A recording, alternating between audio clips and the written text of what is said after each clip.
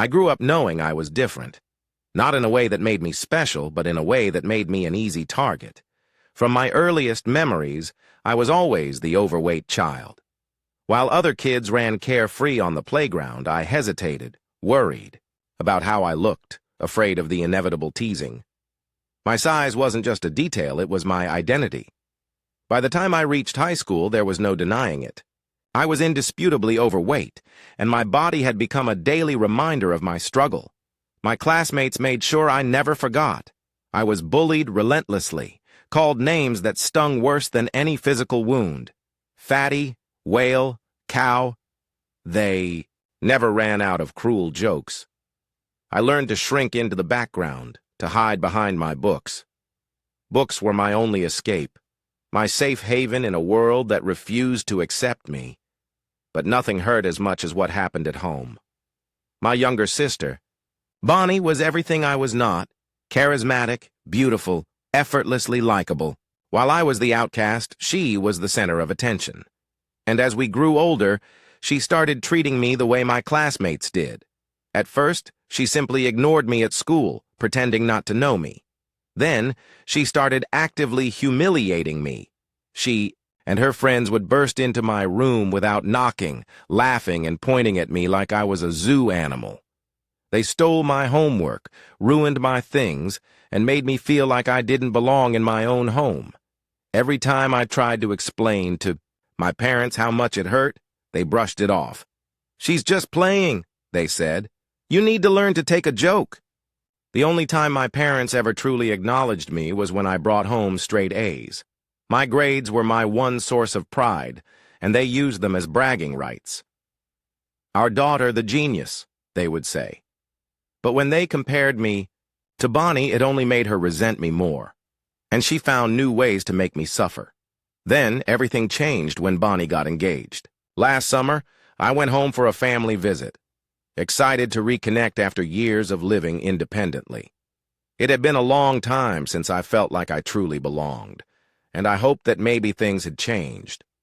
But during our family lunch, Bonnie dropped a bombshell. She was engaged. My parents beamed with pride, showering her with congratulations. I was genuinely happy for her. But then, Bonnie turned to me with a smirk and asked, "So, what have you been up to?" Before I could finish answering, she cut me off. I can't help but notice. "Why are you still fat?" she said, chuckling. The room fell silent. My parents didn't defend me. Instead, they joined in, suddenly concerned about my appearance. "You're still single, still overweight," my mother said, shaking her head. "We're just worried about you." Then, as if they were giving me a gift, they made their request. "For Bonnie's wedding, we think you should lose some weight," my dad said matter-of-factly. "You'll look better in pictures, and maybe you'll finally find a man." Bonnie eagerly agreed. "Yeah, you have almost a year. At least try, okay?" I sat there, humiliated, feeling like I was 16 all over again, waiting for their approval that would never come. They didn't care about my happiness, my success, or my life. They only cared about how I looked. I left that lunch feeling numb. At first, I considered ignoring them, but something inside me snapped. If they wanted me to lose weight, fine. I would, but not for them. I would do it for myself. For the first time in my life, I committed to a fitness journey, not to please my family, but to take control of my own life. I joined a gym, hired a trainer, and pushed myself harder than ever before. And as the weight started coming off, something unexpected happened. I found confidence. People treated me differently. Strangers were kinder. Colleagues respected me more. It was eye-opening, and for the first time I saw how shallow the world could be. But I didn't care. I felt powerful. With my newfound confidence, I overhauled my entire wardrobe. I got a daring new haircut. I embraced the version of myself I had never allowed to exist. And when I looked in the mirror, I didn't just see someone thinner, I saw someone stronger. Then, 2 weeks before Bonnie's wedding, my parents invited me to a family lunch to finalize wedding plans. I wasn't sure if I wanted to go, but Then an idea struck me. I would go, and I would let them see exactly what they had created.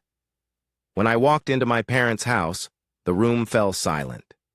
My mother gasped. My father's eyes widened. Bonnie just stood there, stunned. "You look different," my mother stammered. "Wow," my father said. "I almost didn't recognize you."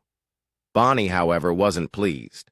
She laughed nervously, then reached out and poked my stomach as if she needed proof that it was real. "Did you have surgery?" she asked. I kept my voice steady. "No. Just hard work." She scowled. "I never thought you'd actually look like this," she admitted. "I mean, I always knew you had a face under all that. But wow." Then my mother made a comment that changed everything. "You know," she said, glancing at Bonnie, "you actually look more beautiful than the bride." Bonnie's expression darkened. Then they did something even worse. "You should change your hair back," my mother said. "The blonde makes you stand out too much." Bonnie nodded. "Yeah, you were always the brunette. That's my thing." I was stunned. After years of tearing me down, they couldn't handle my success. Instead of celebrating me, they wanted me to shrink back into my old self, into someone small, someone they could control. And I was done playing their game. I smiled, setting my glass down. "Wow," I said, voice dripping with sarcasm. "So, you all like me better when I was fat and quiet?" "Too bad. I love myself now." I turned to my mother. "By the way, Mom, your wrinkles are showing. Maybe you should try Botox." Then to my father. "And Dad, considering you're bald, I don't think you get to comment on hair." Finally, I looked at Bonnie. "And you? Maybe focus on your own weight before you talk about mine." Her face turned red, her mouth opening and closing like a fish gasping for air. With that, I stood up, grabbed my purse, and walked out. I never went to Bonnie's wedding. Instead, I treated myself to a luxurious vacation, spending the weekend in a 5-star resort, sipping cocktails by the pool. My phone buzzed endlessly, calls from my parents, furious that I had embarrassed them. Bonnie demanded that I come back. I blocked them all.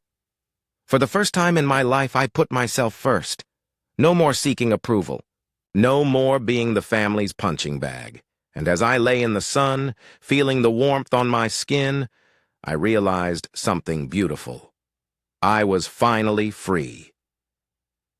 Thank you for watching. If you haven't subscribed yet, please do so and hit the notification bell to stay updated with more shocking real-life stories happening around you.